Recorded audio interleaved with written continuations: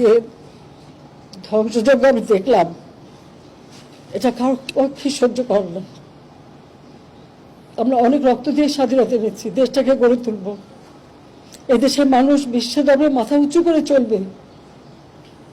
আর আজকে সেখানে কি হলো?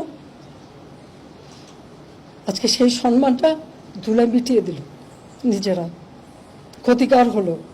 আমি জানি না যারা এই সন্ত্রাসীর সঙ্গে জড়িত তাদের কিছু আসে যায় না, কিন্তু সাধারণ মানুষ, তাদের মান সম্মান কোথা থাকবে?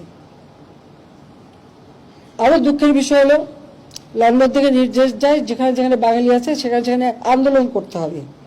আর এই আন্দোলন করতে যে তাদের অবস্থাটা কি? লন্ডনে আমাদের আওয়ামী লীগের উপর হামলা করলো, সেখানে পুলিশ এসে ওই বিএনপির 3 নেতাকে গ্রেপ্তার করেছে। ইউএইতে